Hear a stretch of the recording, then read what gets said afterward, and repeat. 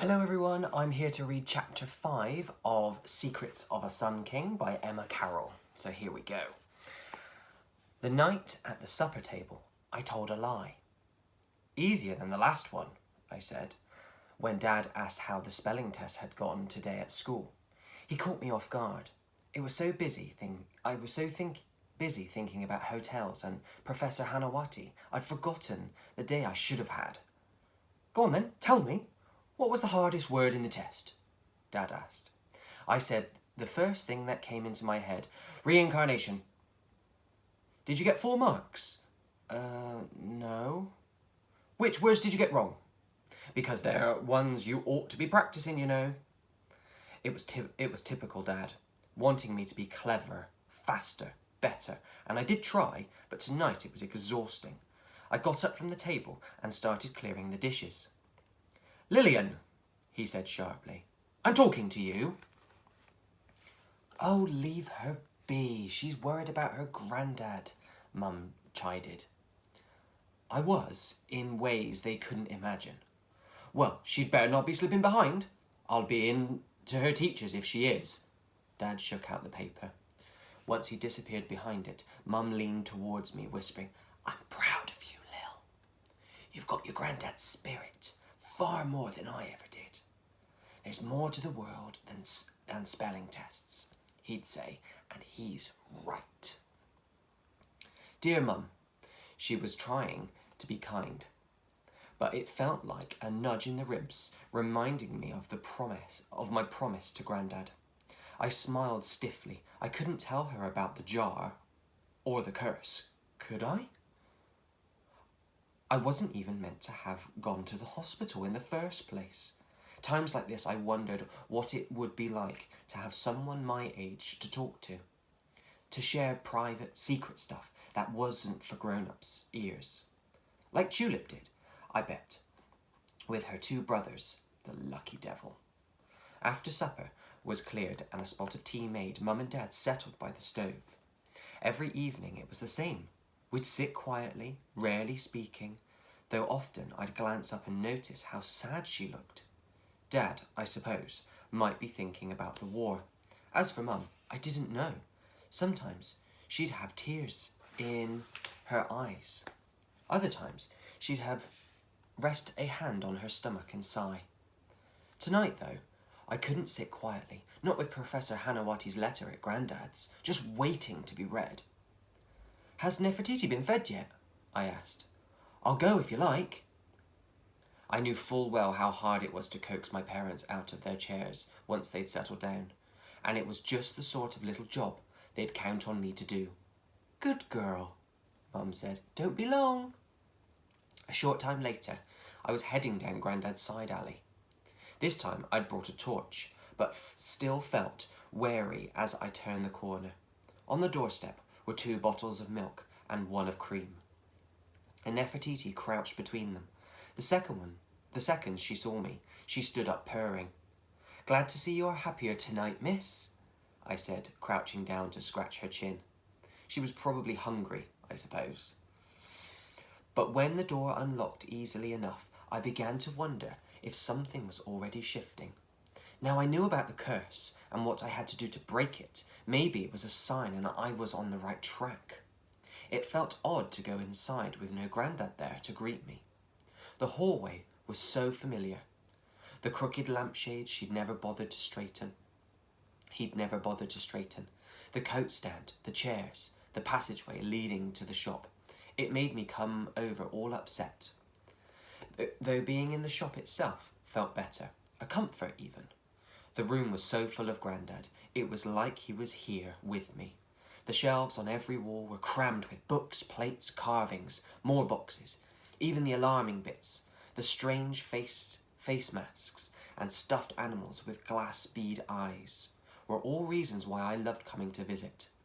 In the bay window was Grandad's desk, messy as ever. I flicked through coal bills, newspaper clippings, and a fair few of which I noticed were to do with Egypt, and more specifically, Mr. Carter.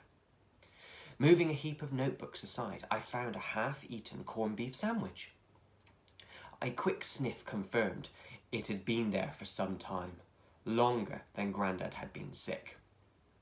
He was like me, where food was concerned. I'd take something really shocking to put him off what he was eating. What looked to be Dr. Hanawati's letter was underneath the sandwich. It wasn't a short one either, but a good 5 or 6 pages long and covered in stale breadcrumbs. The paper was tissue thin and a lovely, unusual blue colour. I scanned it for a signature, which, oddly, was at the bottom of the very first page.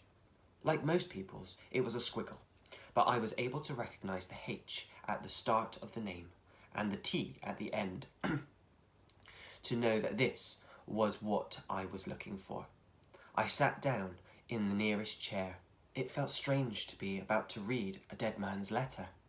A bit eerie, a bit sad, but I was intrigued to hear what he had to say. "Dear Ezra," it began, "you will know how hard it is for me to admit to being wrong. But I must tell you, your instincts regarding the Egyptian canopic jar were right all along. It does, I fear, carry a terrible curse. We should have left it in Egypt, where it belongs. The death of a young boy just days after he discovered it in that queer little rock-faced tomb was no accident. Nor should we have argued and fought over the jar. We were good chums, Ezra, but we let the jar breed bad feelings between us. It poisoned our friendship. I'm sad to say. Many years ago you told me never to darken your door again, and I respect your wish. Now I find I must communicate with you. I have important, terrible news. Neither of us knew there was anything inside the jar, did we? Yet recently, I discovered it holds a secret. Let me explain.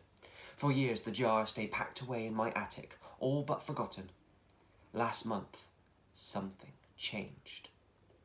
For some unknown reason, the jar began to play on my mind, and when I retrieved it from the attic, I heard a rattling sound indicating an object was inside.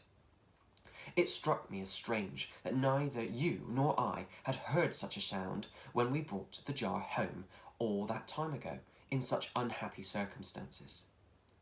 On removing the lid, which took considerable effort, I found a papyrus scroll, rolled up tightly, folded and tied with a leather thong. There was also something stuffed into the base of the jar, a scrap of old linen, probably, that I couldn't dislodge. It was the scroll that captivated my interest, and so I set about trying to translate it. The writing was hard to decipher. It wasn't the hieroglyphs I would have expected to see on such an important document. But the informal, demotic Egyptian of a personal account.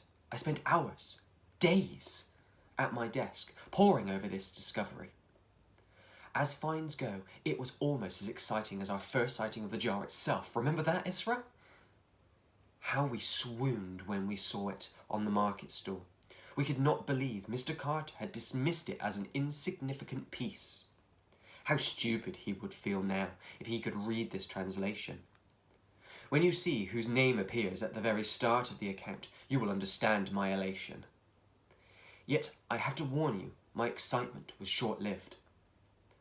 On commencing the translation, I was overcome with a terrible feeling of dread. I can't describe it more eloquently than that. These past couple of weeks, I have suffered nightmares, headaches, fevers. The doctor says it is a nervous exhaustion, but I know it is something more sinister, Ezra. Something linked to the jar. Of course, no one believes me. My own dear wife looks at me across the dinner table each night as if I were insane. I assure you, I am not. The jar is back in its box. I cannot bear to look at it or even have it in my study with me any more. Every day I live in fear of some nameless terror. The curse is upon me. Much more of this, and I will have to rid myself of the jar for my safety and well-being. Perhaps I might return it to you, who always understood its power better than me. Meanwhile, I send you what the scroll I have translated so far. There is more to come by my progress is proving slower with what remains. You will be interested to read it, I know, and I hope, be of help. your old friend, Salim Hanawati. I sat with my head in my hands.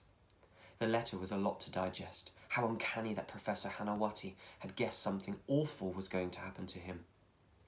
It made me more scared for Grandad too, because the letter confirmed that the curse really did exist. So why, after all these years, had it started up again? And what was wrapped in the linen, in the bottom of the jar? There was no mention of the hotel Grandad spoke about either. The remaining sheets of paper in my hand were the translation, I guessed. Grandad was right. The writing was tiny and cramped. So much so, I had to move closer to the lamp to read it properly. Thebes, Ancient Egypt, March 1323 BC. I, Lysandra, have been trusted to scribe the final days of our king, Tutankhamun. Be warned, this is not the official account. Mine is about the boy who didn't want to be pharaoh, who was at his happiest pelting my brother with pomegranates. I stopped, read the first lines again. This was about Tutankhamun, the Tutankhamun, who Howard Carter was so desperate to find, whose name was in the news almost every day now. Just in case I'd got it wrong, I held the paper directly underneath the light. Nope, the name was there, all right, though I couldn't believe what I was reading. There's a saying amongst our people, let your face shine, because no one wants to live an unhappy life here on earth, and then be struck with it forever in the afterlife. So when I see Kaiki limping towards our house with a face like an old goat's, I sense trouble on the way. Shall I call Maya? I asked him. Maya is my older brother and Kikai's dearest friend. Only a short stretch of courtyard separates our house from the steps to the royal palace where Kaiki lives. That's not his proper name. Maya made it up when he was little. He's been Kaiki to our family ever since. My brother is taller than any of us nowadays. He has long legs, as thin as a stork's, but is strong and healthy and happy. All the things Kaiki isn't. But Kaiki is also King Tutankhamun of Egypt. Often, I think he hates this role. It weighs him down, bores him. He'd rather idle his days away with Maya, climbing trees, hunting rodents. Neither has yet seen 17 summers. They are still young and prone to silliness. Our mother pretends not to see it, but I know she doesn't approve. She sews and tuts, which will be her lot for eternity if she's not careful. Kaiki leans on his walking stick, a little out of breath. Call him in a moment, Lysandra, he replies. First I need to talk to you. This takes me by surprise. When people visit me, they come to share their dreams. My grandfather was the first in our family with a gift for dream reading. Now the honour has been passed to me. A person's dreams tells you their hopes and fears, the road they will follow into the afterlife. The skill is to listen, to hold each part of what they say in their hands. A dream is like a melon, I tell people. It's not until you cut open the skin that you find the sweet truth inside. As I'm only young, 4 summers behind my brother, I'm still learning the skill. I'm quieter than him too. A watcher, my mother calls me. She says it's why the gift came to me. Today, Kaiki looks pale. I hope we're not in for another bout of illness. The fever leaves him weaker every time, and I know I'm not alone in noticing it. There are those at the palace who watch Kaiki, every limp, every sweat, every meal left untouched. No one watches more than his godfather, whom Kaiki leans on like a son to a wise father. He does little without eyes' approval, and in my view spends far too much time seeking it. I don't trust Eye. He has the eyes of a hungry wolf watching a weakening lamb. Come inside, I say to Kaiki. There's no sun, The wind off the river is too brisk for sitting outside, so Kaiki follows me in to where the stove is hot because my mother is baking. She sees us coming, bows and scuttles off, tucking the basket of already baked bread under her arm. "Please sit," I say, gesturing to the cushions on the floor. Kaiki shakes his head. He's glancing nervously towards the doorway, expecting Maya to appear. I don't sit either. "Bad dreams?" "Terrible dreams," he hissed. "For the last few nights, I've been the same. I'm chasing someone, and as though I run and I run and I run, and I can't reach them." There's a fresh insect bite on his left cheek. He should have a net covering his bed. I wonder why his servant, whose job it is to tend to those things, isn't being more careful. The fevers that come with such a bite are dangerous. So too are the coughs that plague him every winter. "Are you sick?" I ask, because this sounds like a fever dream. I hear plenty of them, and they usually mean very little. "No, Lysandra, for once I'm not." I'm more interested now, but how does it end, this dream of yours? I reach a dead end, a wall, a locked door, a ravine. It changes every time.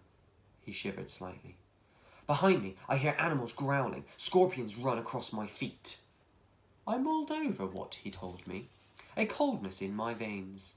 I need to hear more of his dream. The person you're chasing, do you see them?" I asked. "I don't get a good look." "Oh." He stops startled as Maya strides into the room. My brother, wrapped in a blanket against the chill, looks more bony-limbed than ever. "Not trying to charm my sister, are you?" he asks, giving Kaiki a playful nudge.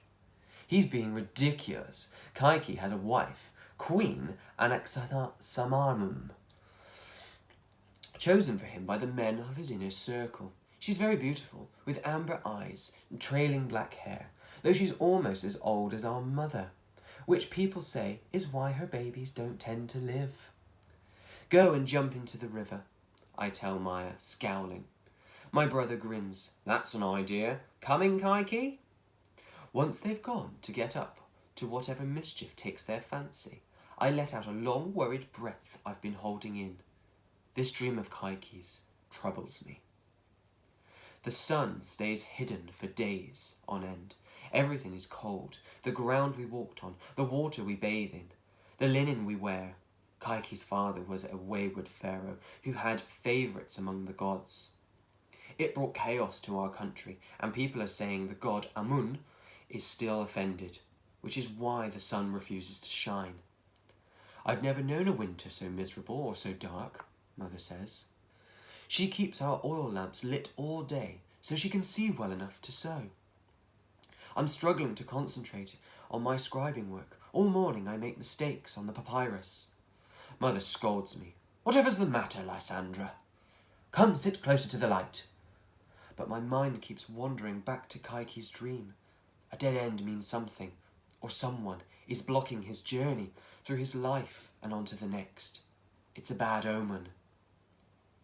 So too are the scorpions, which conjure up all things poisonous. I can't explain to Mother that the darkness isn't in the room, but in my head.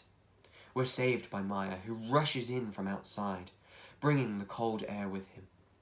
"I have news," he says. "The king decided to hold a feast day for Amun tomorrow, to win back his favour." "I has decided, you mean," I mutter. Yet despite my mood, I'm glad I've missed the sun. "What are we doing to help?" Mother asks, ever practical. "Your flatbread, Mother. Kaiki is requesting it." Maya turns to me. "You can help Roti with the horses. There's going to be a chariot racing. For once, Kaiki's dear godfather is letting him have his way." Chariot racing is one of Kaiki's favourite sports. It's also dangerous, noisy, smelly, and both thrilling and terrifying to watch. "He's not taking part, is he?" I ask. The thought makes me anxious. Maya laughs. "Don't look so worried. It's a feast day, not a funeral. I pray my joyful brother is right.